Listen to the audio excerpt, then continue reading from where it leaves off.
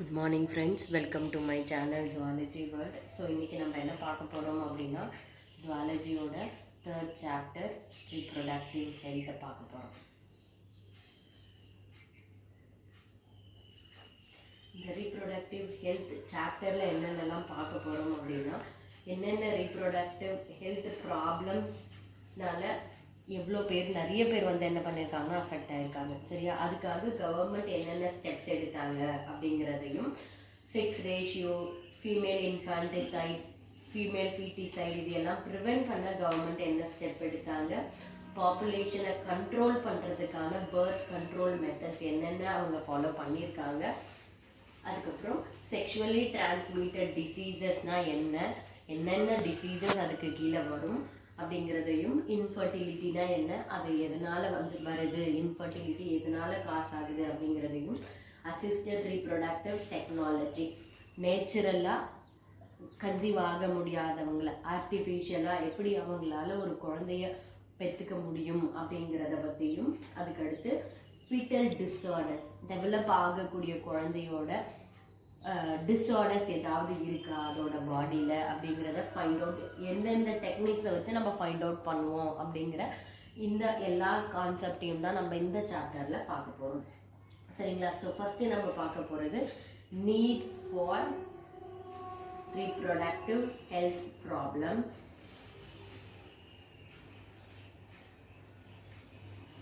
And strategies.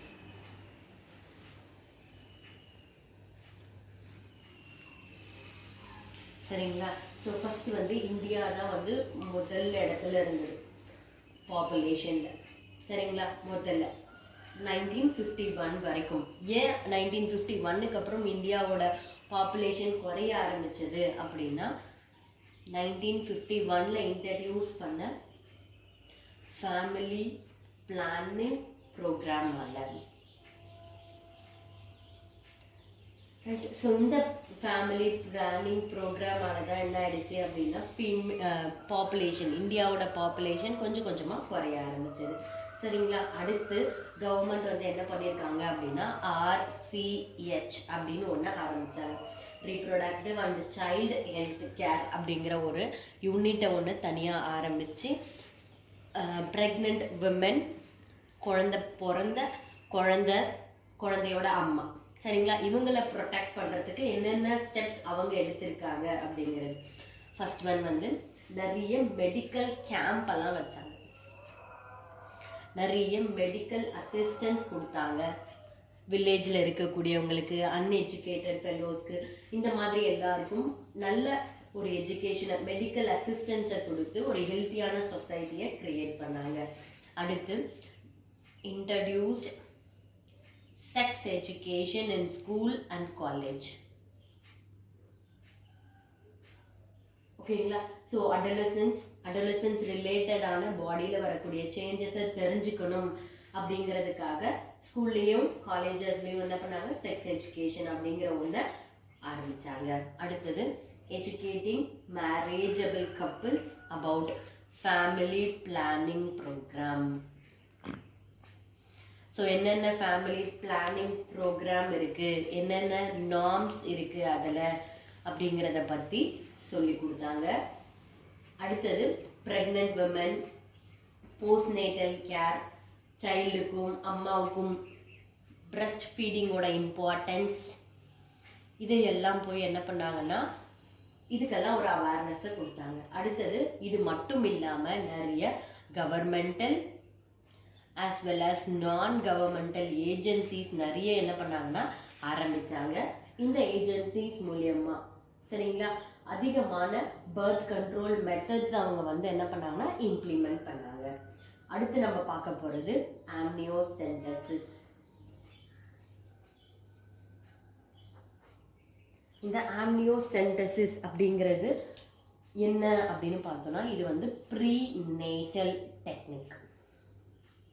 என்ன இது prenatal அப்படின்னா குழந்தை பிறக்கிறதுக்கு முன்னாடி அம்மாவோட வயிற்றில் இருக்கும்போது எடுக்கக்கூடிய, கருவில் இருக்கும்போது எடுக்கக்கூடிய ஒரு டெஸ்ட். இந்த டெஸ்ட் எதுக்காக எடுக்கிறாங்க அப்படின்னா குரோமோசோமல் அப்நார்மாலிட்டிஸை கண்டுபிடிக்க. ரைட். ஸோ ஸோ இந்த டெஸ்ட் எப்போ எடுப்பாங்க அப்படின்னு பார்த்தோம் அப்படின்னா, இந்த டெஸ்ட் வந்து 15 to 20th வீக் ஆஃப் ப்ரெக்னன்சியில் எடுப்பாங்க. சரிங்களா? அந்த வீக்கில் ஃபீமேலோட ஆம்னியாட்டிக் சாக்லேருந்து ஒரு ஃப்ளூயிடை கலெக்ட் பண்ணுறாங்க.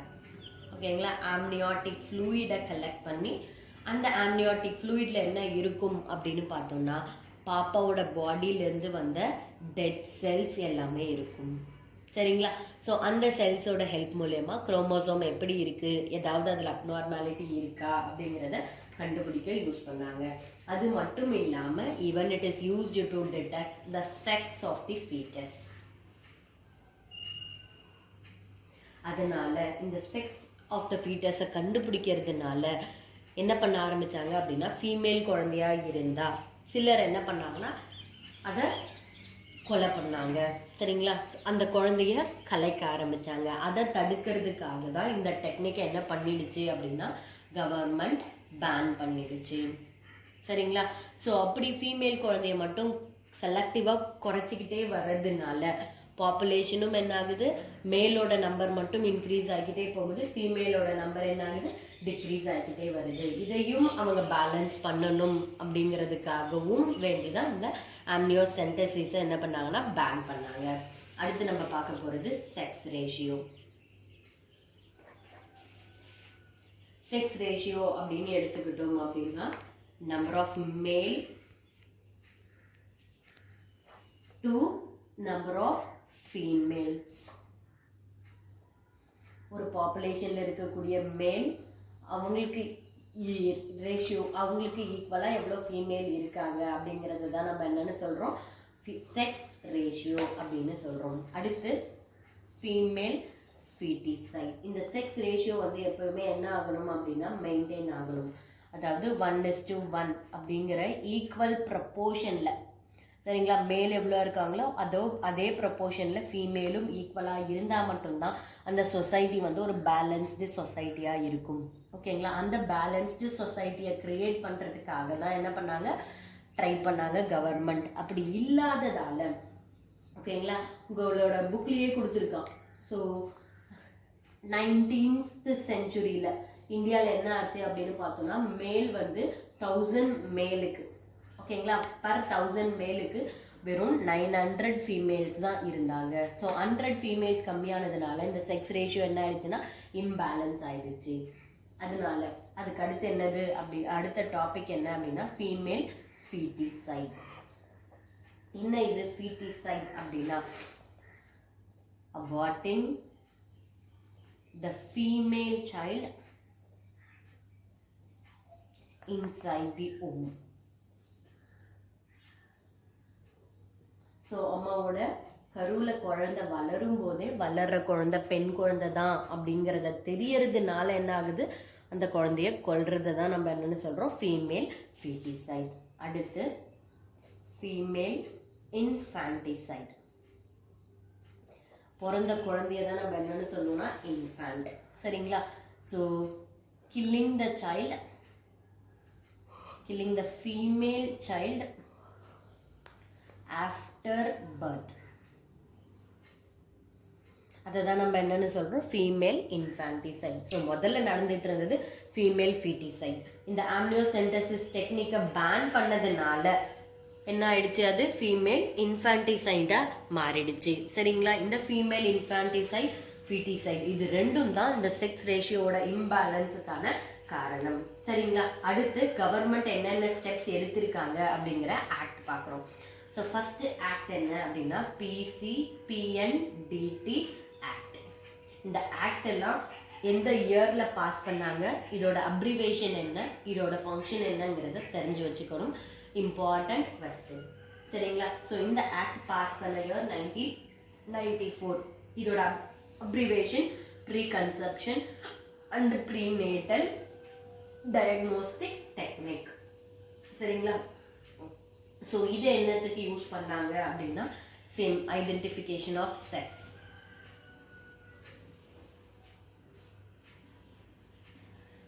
யாராவது குழந்தையோட செக்ஸ் என்ன அப்படிங்கிறத கண்டுபிடிக்கணும் அப்படின்னு சொன்னாங்கன்னா இந்த ஆக்ட் படி அவங்களுக்கு என்ன கிடைக்கும்னா பனிஷ்மெண்ட் கிடைக்கும். சரிங்களா? ஸோ இந்த ஆக்ட் மூலயமா தான் என்ன பண்ணாங்க, குழந்தையோட செக்ஸ் என்ன அப்படிங்கிறத கண்டுபிடிக்கிறத பேன் பண்ணாங்க. சரிங்களா? அடுத்தது என்ன அப்படின்னா செகண்ட் ஆக்ட் வந்து PCOSC act, prevention of children from sexual offence. சரிங்களா? ஸோ வேலைக்கு போகிற குழந்தைங்க, பெண்கள் எல்லாருமே அவங்க வேலை செய்கிற இடத்துல எந்த ஒரு டார்ச்சரும் இல்லாமல், சரிங்களா, செக்ஷுவல் அஃபென்ஸ் இல்லாமல் இருக்கணும் அப்படிங்கிறதுக்காக இம்ப்ளிமெண்ட் பண்ணது தான் இந்த ஆக்ட். அடுத்தது வந்து ஒரு கமிட்டி. என்ன கமிட்டி அப்படின்னு பார்த்தோம்னா, இந்த போக்சோ ஆக்டுக்காக ஃபார்ம் பண்ண ஒரு கமிட்டி எது அப்படின்னா ஜஸ்டிஸ் வர்மா கமிட்டி. இந்த கமிட்டியை எப்போ ஃபார்ம் பண்ணாங்க அப்படின்னா 2013. சரிங்களா? இது எதுக்காக அப்படின்னா ஒரு சேஃப் அண்ட் செக்யூர் ஒர்க் பிளேஸை கிரியேட் பண்ணுறதுக்காக. ஓகேங்களா? ஸோ போக்சோ ஆக்ட் மூலயமா ஃபார்ம் ஆன கமிட்டி எது? Justice Verma committee. இந்த கமிட்டி தான் என்ன பண்ணுது, working men as well as விமனுக்கான ஒரு சேஃப் அண்ட் செக்யூரான ஒரு என்விரான்மெண்ட்டை ப்ரொவைட் பண்ணுது. சரிங்களா? ஸோ இதோட இந்த வீடியோவை நம்ம முடிச்சுக்கிறோம். அடுத்த வீடியோவில் நம்ம பாப்புலேஷன் பர்த் கண்ட்ரோலை பற்றியும் பாப்புலேஷன் எக்ஸ்ப்ளோஷனை பற்றியும் பார்க்கலாம். சரிங்களா? ஸோ வீடியோ பிடிச்சிருந்தா லைக் பண்ணுங்கள், ஷேர் பண்ணுங்கள், மறக்காமல் சப்ஸ்கிரைப் பண்ணுங்கள் ஃப்ரெண்ட்ஸ். பாய்.